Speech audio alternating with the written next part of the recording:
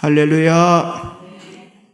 자, 오늘은 사사기 2장 6절에서 15절의 말씀을 가지고 세대를 이어가는 축복의 단절이다 라는 제목으로 은혜를 나누기를 원합니다.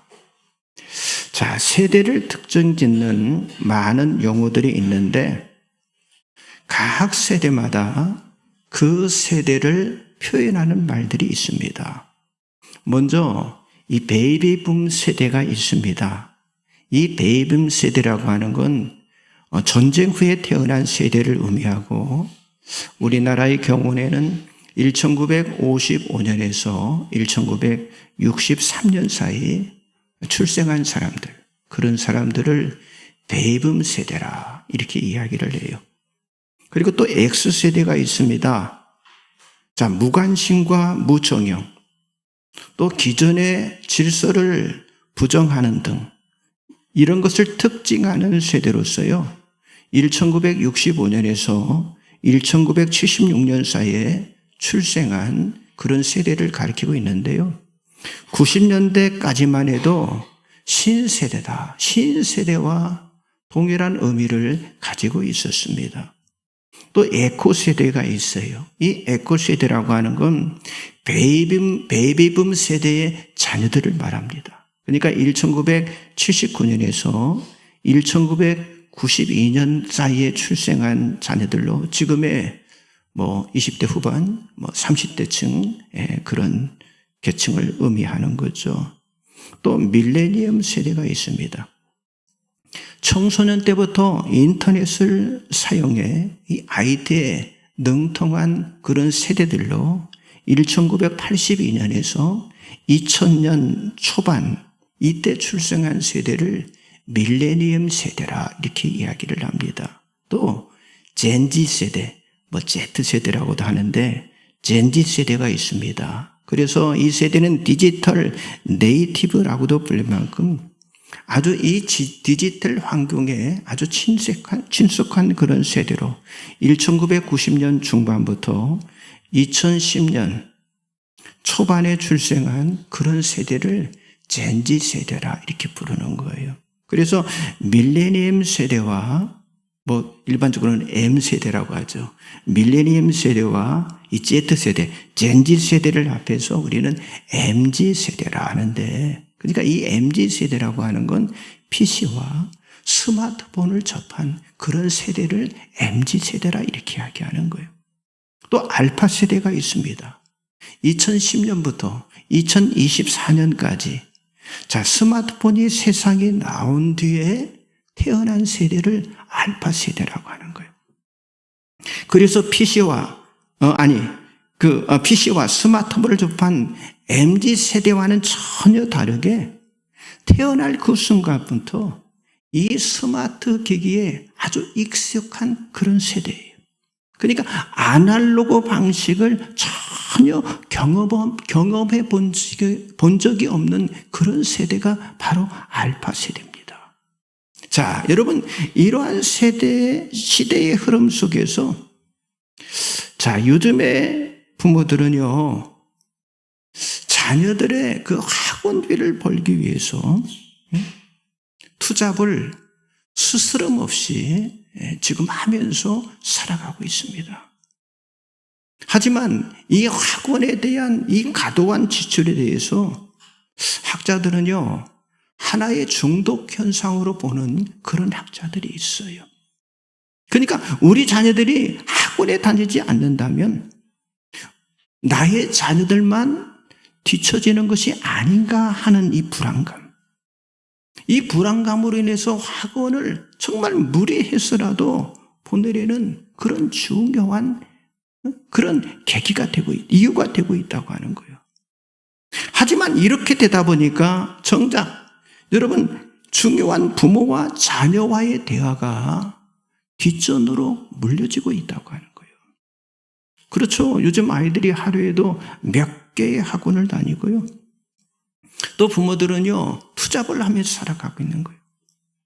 그러다 보니까 자연히 가족, 특별히 자녀 간의 만남의 시간이 줄어들 수밖에 없다고 하는 사실이죠. 그래서 부모들의 이러한 현상에 대해서 우려하는 그런 목소리가 많은데, 자칫 부모의 어떤 자녀를 통해서 부모의 어떤 꿈, 어떤 부모의 도구로 전략시켜서 자녀를 망칠 수가 있다라고 하는 그런 견해도 있다고 하는 거예요. 자, 이러한 우려에도 불구하고 많은 부모들이 자녀에게 그렇게 애착을 가지는 게 뭐겠습니까? 좀 나보다는 우리 자녀들이 좀 더 나은 삶을 살았으면 하는 그런 바람. 이 바람이 사실 모든 부모들이 가지고 있는 그런 소원이라고 저는 생각합니다.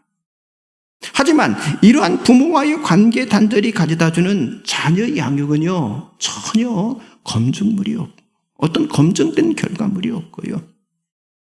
오히려 가끔 여러분 뉴스를 통해서 나타나는 모습처럼 그렇게 부모의 노력을 통해서 성장한 자녀들이 부모에게 해악을 끼치는 그런 필연적인 모습으로도 나타나고 있다고 하는 거예요. 자, 그렇다면 정말 오늘 우리들이 물려줘야 할 것이 과연 뭐냐고 하는 거예요. 자, 무엇을 우리 자녀들에게 물려줘야 자녀들이 승승장구할 수 있는 그런 인생을 살아갈 수 있느냐고 하는 거예요. 자, 좀 더 나은 학원, 좀 더 나은 학교, 아니 좀 더 좋은 직장을 위해서 정말 부모들이 자녀들에게 도움이 되도록 애써주는 거 굉장히 중요한, 정말 좋은 일이지만은요, 더 중요한 것은요, 자, 하나님께서 우리들에게 허락해 주신 그 자녀를요, 무엇보다도 우리가 축복해 주는 일이고요. 그리고 우리 자녀들 스스로가 하나님의 축복을 받을 만한 신앙인으로 설 수 있도록 우리가 도와주는 일이 그게 중요하다고 하는 거예요. 자, 우리 인생이 잘 되는 것에는요, 물론 자기 자신의 노력도 굉장히 중요하지만은요, 무엇보다도 하나님께서 우리들에게 은혜를 베풀어 주셔야 한다고 하는 거죠. 여러분 주보 가운데 말씀들이 쭉 나와 있죠. 자, 전도서 9장 11절을 같이 한번 보겠습니다. 내가 다시 해 아래에서 보니 빠른 경주자들이라고 선착하는 것이 아니며 용사들이라고 전쟁에 승리하는 것이 아니며 지혜자들이라고 음식을 얻는 것도 아니며 명철자들이라고 재물을 얻는 것도 아니며 지식인들이라고 은총을 입는 것이 아니니 이는 시기와 기회는 그들 모두에게 임함이니라. 자, 여기에서 시기와 기회를 주시는 분이 바로 하나님이시라고 하는 사실을 우리들이 알아야 한다고 하는 거예요. 그래서 부모된 우리들의 중요한 사명은요, 자신에게 임한 하나님의 축복이 바로 우리 자녀 세대에게 나타나도록 하는 그런 신앙적인 노력이 우리들에게 있어야 한다고 하는 거예요. 자, 이러한 부모의 의식적인 노력을 신명기 6장 7절에서는요, 가르침이다라고 말씀하고 있습니다. 자, 신명기 6장 7절 나와 있죠. 같이 봅니다. 내 자녀에게 부지런히 가르치며 집에 앉았을 때든지 길을 갈 때든지 누워 있을 때든지 일어날 때든지 이 말씀을 강론할 것이며, 만일 우리의 신앙이 다음 세대에 연결되지 않고 그저 세상적인 것들만 연결된 채로 끝이 나버린다면 그 결과는 어떻겠어요? 마치 이스라엘 백성들에게만 하나님의 징계와 같은 그런 일들이 우리에게도 임할 거라고 하는 사실이죠. 자, 이러한 사실을 성경을 통해서 하나님께서는 아주 분명하게 미리 우리들에게 말씀해 주고 있다고 하는 사실이죠. 오늘 우리가 함께 읽은 이 본문 말씀, 이 본문의 말씀이 바로 그런 말씀입니다. 자, 모세의 인도로 이스라엘은요, 이제 노예의 신분에서 자유인으로 여호와를 섬기는 자로, 여호와를 섬기는 백성으로 나아가게 되었잖아요. 그리고 무엇보다도 하나님께 약속하신 그 가나안 땅에서 하나님을 섬기도록 하신 그 하나님의 놀라운 그 계획 안에서, 자, 비록 모세는 죽었지만은요, 하나님께서 모세의 시종이었던 여호수아로 그 자리를 대신하게 만들었잖아요. 그리고 이스라엘 백성들은 여호수아의 인도로 말미암아 가나안 땅에서 제2기의 나라를 시작하게 되었잖아요. 그런데 모세와 함께 나왔던 사람들 중 여호수아와 갈렙을 제외한 20세 이상에 계수된 모든 사람들은 광야에서 다 죽게 되었어요.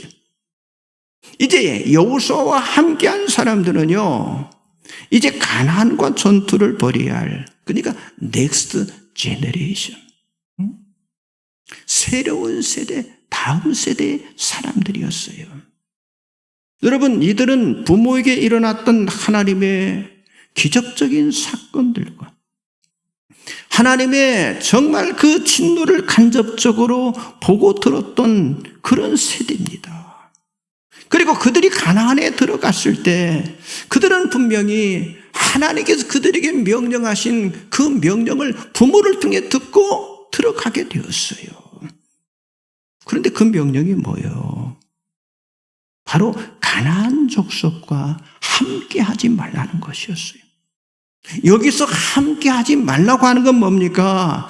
가나안의 그 족속들을 다 진멸하라고 하는 그런 내용이 성경에 나타나 있는 거예요. 그 이유가 뭡니까? 이 가나안 땅에는요, 우상이 만연했기 때문에 그걸 막기 위해서 하나님이 그렇게 만드신 거예요.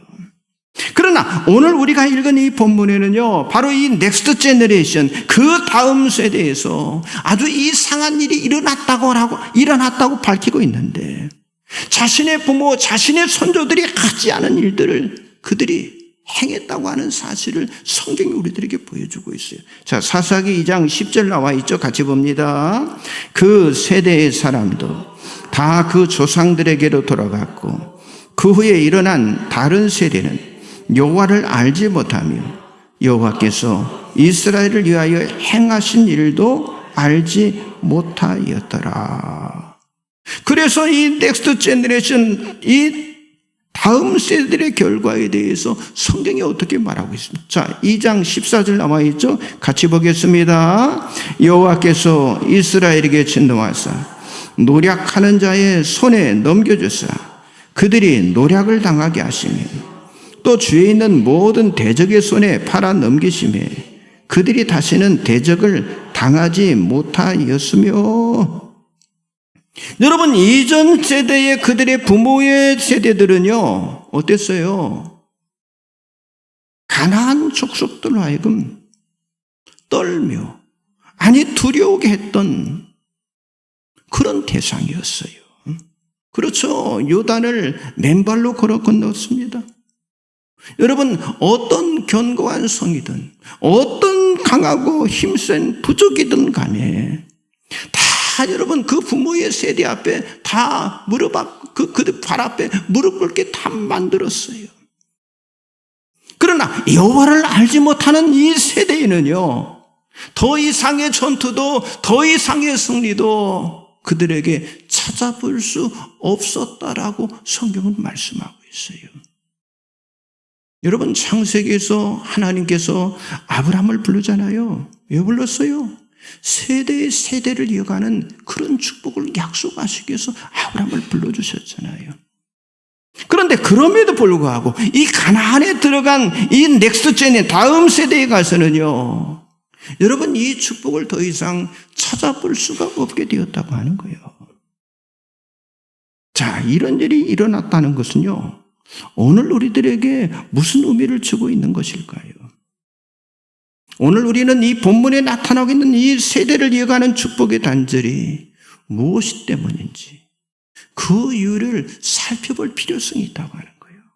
첫째는 뭡니까? 전투가 끝나지 않았음을 가르치지 않았다고 하는 거예요. 자, 지금 우리가 보고 있는 이 단절의 세대에서는요, 약속의 땅을 차지하기 위한 더 이상의 전투가 일어나지 않았다는 것에 우리가 초점을 맞춰볼 수 있어요. 자, 이러한 사실은요, 이스라엘 백성들에게 그들 앞에 다가온 밀려온 어떤 생활 방식의 급격한 변화와 이게 관련 지을 수가 있는데, 자, 가나안 땅에 들어오기 전까지는요, 이스라엘 백성들의 문화는요, 이동의 문화입니다. 계속 움직였어요. 또 하나는요, 유목의 문화예요. 가축들을 지으면서 이동하면서 지금까지 살아왔던 거예요. 자, 이런 생활 방식은요, 여호수아와 그 동시대 사람들에게는 아주 익숙한 거예요. 아니, 그들의 삶의 중심에 자리 잡고 있었던 그런 생활의 방식이었다고 하는 거예요. 그런데 이동의 문화, 이 유목의 문화는요, 삶의 긴장감을 줍니다. 그리고 명령이라고 하는 것에 아주 익숙한 생활의 방식이었어요. 그래서 전투에 패배를 한다는 건요, 자기 자신뿐만 아니라 민족 전체의 생존 문제와 연결이 되는 거예요. 직결되어 있는 거예요. 그래서 지도자의 말에 철저한 순종과, 아니 그 명령에 대한 절대적인 순종이 당연시된 그런 시대였다고 하는 거예요. 그러나 오늘 우리가 보고 있는 이 단절의 시대에서는요, 이제 가나안 땅, 이 가나안에서 정착과 함께 찾아온 급격한 생활 방식의 변화가 일어났는데, 그 이유를 우리가 본문에서 찾을 수가 있어요. 자, 사사기 2장 11절 12절 나와 있죠. 같이 봅니다. 이스라엘 자손이 여호와의 목전에 악을 행하여 바알들을 섬기며 애굽 땅에서 그들을 인도하여 내신 그들의 조상들의 하나님 여호와를 버리고 다른 신들 곧 그들 주에 있는 백성의 신들을 따라 그들에게 절하여 여호와를 진노하게 하시게 하였으되. 자, 바알의 신은 우리가 잘 아는 것처럼 농경의 신이었잖아요. 자, 이스라엘이 가나안에 이르러서는요, 어때요? 하늘에서 계속 내리는 만나도 완전히 그쳤어요. 이제 이스라엘은요, 백성들은요, 철저하게 땅의 소산으로 살아가야만 있습니다. 그러나 지금 이스라엘 백성들은요, 이동문화, 유목문화라고 그랬잖아요. 농사를 지어보지 못했던 그런 민족이었어요. 하지만 하나님께서는 이미 이스라엘 백성들의 그 지킨 절기를 말씀하시면서 레위기 23장에 그걸 잘 가르쳐 주셨어요. 이 절기는요, 농사와 직접 관련된 절기를 하나님께 그들에게 주셨던 거예요. 그럼에도 불구하고 처음에는요, 반드시 누군가의 도움을 받아야 한다라고 그들은 생각했을 거라고 하는 거죠. 그러나 이때에도 그들이 정말 하나님만을 의지하고, 아니 철저하게 하나님만을 의지하고 농사를 지었다면 아무런 문제가 일어나지 않았을 거예요. 그러나 이스라엘 사람들은요, 지금 생존에 있던 가나안 사람들에게 도움 아닌 도움을 구하거나 그들의 조언을 들었을 거로 추정이 되는데요. 자, 이런 추정의 타당성은요, 원력과 관련이 되어 있습니다. 여러분, 바알과 아세라 신에 대한 축전은요, 그 시기를 잊어버리지 않도록요, 이게 원력과 관계가 되어 있어요. 그러니까 농사의 원력과 딱 맞춰져 있는 거예요. 그러니까 자연스럽게 이스라엘 백성들이요, 그 농사의 원력과 그 맞춰가면서 자기도 모르게 바알과 아세라신 그 우상을 숭배하게 되었다고 하는 거예요. 그렇습니다. 이스라엘 백성들이 아무런 이유 없이 이방의 신상을 숭배하지 않았을 것이라고 하는 거예요. 그리고 고고학적인 그 조사에서도 이러한 우리의 추정을요, 뒷받침해 주고 있습니다. 이스라엘의 고고학자인 아미 마저라고 하는 분이 있는데, 이분이 사사시대의 것으로 추정되는 청동으로 제작된 그 황소를요, 이스라엘 백성들이 그 행했던 야훼 제단의 흔적이 있는 곳에서 발견을 한 거예요. 그러니까 이런 흔적이 발견된 사실은요, 이스라엘 백성들이 그 당시 가나안들, 이방인들과의 영적인 호흡이 이루어졌다고 하는 사실을 말하고 있는 그런 증거였고, 곧 이것이 농사와 관련되어 일어난 일임을 우리들에게 보여주고 있다고 하는 거예요. 다시 말해서 여호와를 알지 못하는 이 세대의 등장은요, 안정적인 그 정착의 시기와 맞물려 있었고, 또 약속의 땅을 차지하기 위한 전투가 더 이상 일어나지 않았다는 것으로 보아서, 여러분, 이스라엘 백성들의 세속화로 인해서 다음 세대들의 열심, 다음 세대들의 열정에 상실이 일어났다고 하는 사실을 우리들에게 보여주고 있다고 하는 거예요. 이게 무슨 말입니까?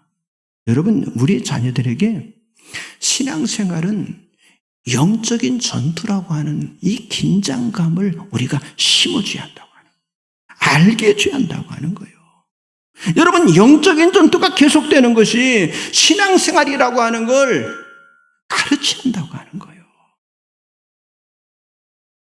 부모들에 의해서 우리 자녀들이 신앙생활을 시작했다고 영적인 전투가 끝난 것이 아니라고 하는 거예요. 그러므로 우리 자녀들에게 영적인 전투를 어떻게 계속해야 하는지를 가르치고, 이 전투에 계속 동참하도록 그들에게 우리가 가르치고 권면을 해야 할 줄 믿습니다. 또 여러분, 교회 안에 지금 다음 세대들이 많이 있잖아요. 이들에게도 전투가 중단되지 않도록 다음 세대에게 이 영적 싸움에서 승리하는 것, 그리고 영적 전투가 계속돼야 한다는 것을 알도록 여러분들이 가르쳐 주시길 바랍니다.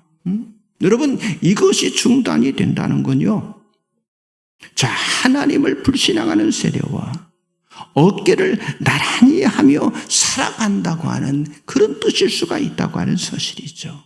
그래서 영적인 전투를 중단하지 마시고 계속해서 깨어있음으로 영적인 싸움에 승리하는 여러분이 되시기를 주님의 이름으로 간절히 축복합니다. 옆 사람 앞뒤로 좀 인사하세요. 깨어있음으로 영적 싸움에 승리합시다. 또 한 번요, 영적 전투의 필요성을 자녀들에게 가르치시다. 네, 이걸 우리가 해야 합니다. 지금도 늦지 않았습니다. 두 번째는요, 하나님을 경외하는 법을 가르치지 못했어요. 자, 신명기 31장 13절 나와 있죠. 같이 봅니다. 또 너희가 요단을 건너가서 차지할 땅에 거주할 동안에 이 말씀을 알지 못하는 그들의 자녀에게 듣고 내 하나님 여호와 경외하기를 배우게 할지니라.